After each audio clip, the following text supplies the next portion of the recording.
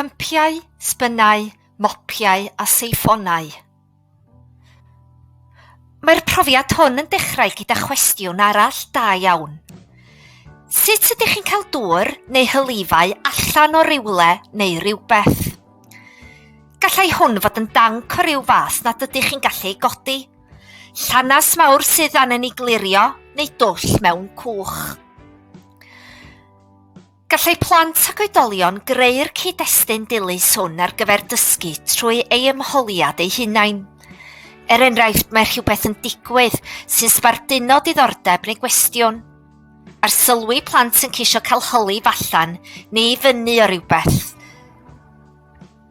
Neu gellid ei osod fel ymholiad i ddatrys problem.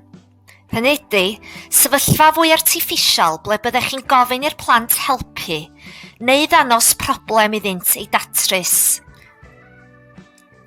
Efallai fod plant wedi pendroni dros y broblem hon o'r blaen ac wedi dod o hyd i ddatrisiadau, megis defnyddio gwahanol fathau gynwysyddion i gael gwared o ddŵr. Efallai bod ganddynt syniadau da am sut i gael gwared o hylif, a'i bod wedi meddwl am beth allai weithio orau. Enghraifft, cynwysyddion mwy neu gynwysyddion sy'n suddo'n rhwydd i'r gwaelod ac sy'n casglu'r dŵr i gyd.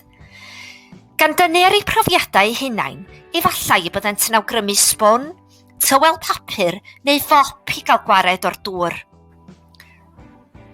Mae'r cyd-destun dilys hwn yn hwyliog ac yn ddiddorol oherwydd bod plant yn trin deunydd poetslyd nad yw bob amser yn cyd-ynffurfio'r syniadau sydd ganddynt amdano. Defnyddir sgiliau datrys problemau a meddwl yn greadigol trwy gwestiynu sut y maent am gasglu'r hylif. Mae hyn yn wahanol i'r broblem o symud dŵr o un man i'r llall.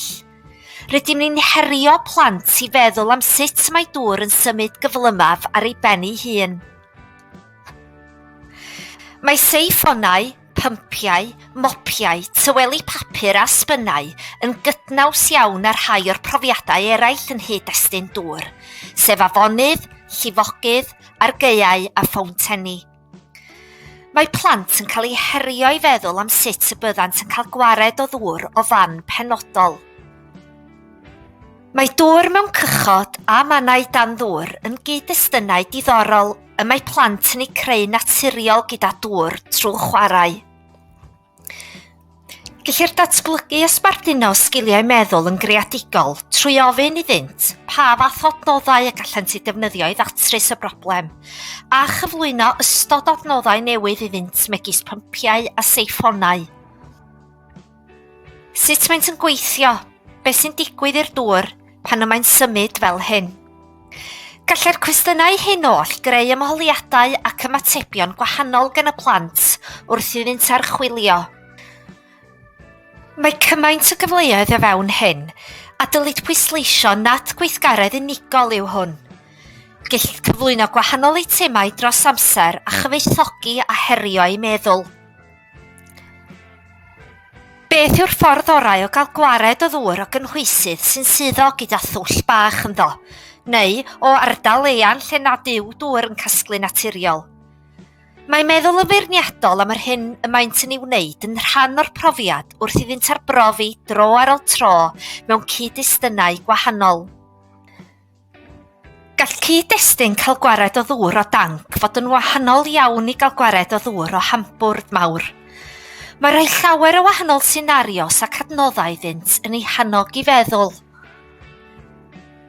Mae cyd-destun cyffrous fel llifogydd neu gael gwared o ddŵr sy'n gorlifo rhywle'n gyflym yn arwain at ddysgwyr yn herio eu hunain ac yn ei hannog i ymdrechu'n parhaus i roi cynnig ar rywbeth newydd, neu arbrofi gyda ffeithiau fyddai'n gweithio'n gynt neu'n fwy effeithiol. Trwy gydol y profiad hwn, gall dysgwyr osod eu hamcanion neu disgwyliadau hunain oherwydd, yn y pen draw, maent am ddod o hyd i'r ffordd fwyaf effeithiol o gael gwared o ddŵr yn y cyd-destun penodol hwnnw. Bydd cwestiynu da gan oedolyn yn gwneud iddynt feddwl ei rhywbeth yn gweithio, a beth allai ddigwydd os ydynt yn gwneud rhywbeth yn wahanol. Enghraifft, os ydynt yn defnyddio seiffon, ew lled y bibell yn gwneud gwahaniaeth i'r llif. A yw pwmpio, defnyddio seiffon yn gweithio pan fyddwch chi'n cyrraedd y gwaelod. Mae profiadau fel hyn yn creu awydd cryf i lwyddo ac i ymdrechu'n barhaus, gan ei bod yn frwdfrydig. Mae plant yn cael hwyl wrth iddynt lwyddo neu fethu a chael y dŵr allan, neu gystadlu a llif y dŵr sy'n dod i mewn. Gall plant gadw cofnodion rhif, cymharu amser a gwerthuso adnoddau neu gyfarpar.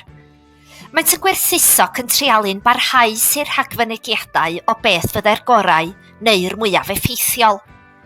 Efallai y byddant y dyfeisio neu creu dulliau gorau neu cyfarpar eu hunain. Defnyddir cymysgedd o ddulliau wrth addysgu'n uniongyrchol syniadau nad ydynt efallai wedi dod ar eu traws o'r blaen yn hyd-destun dŵr, megis defnyddio seiffon neu bwmp. Bydd peth o ddysgu'n uniongyrchol ar ran sut i ddefnyddio seiffon neu bwmp yn newid y profiad yn llwyr ac yn gwneud iddynt ailwerthuso'r broses neu'r dulliau a ddewisir. Mae amryw o gyfleoedd ar gyfer dysgu sgiliau yn hyd-destun mesur cynhwysedd, adio thynnu mesuriadau cynhwysedd, a hynny mewn cyd-destun real a dilys. Gellir plesu'r addysgu'n uniongyrchol hwn i'r profiad wrth i'r plant chwarae, neu, fel y crybwyllbwyt, trwy ychwanegu adnoddau cyfoethog neu awgrymiadau gan oedolion.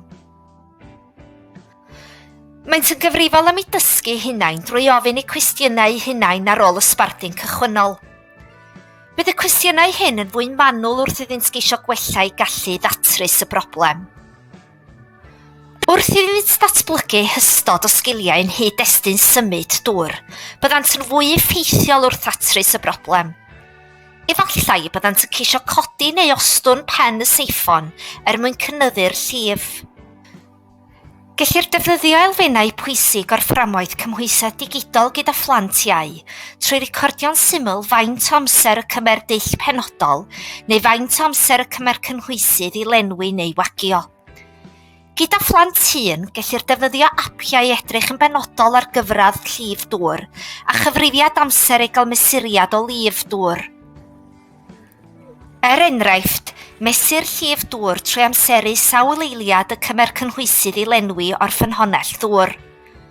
Hwn yw'r dull symlaf i blant ifanc, ond gellir ei wneud yn fwy cymhleth i blant hŷn.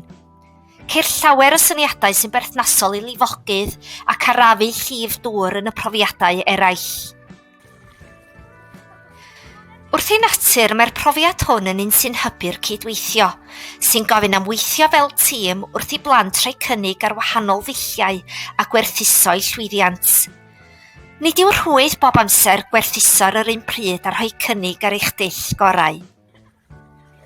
Fel y crybwyllbwyd eisoes, mae'r profiad hwn yn hwyluso digonedd o gydweithio mewn grwpiau bach a mawr wrth i'r plant gystadlu, trafod, rhannu a mireinio eu meddwl a'i syniadau.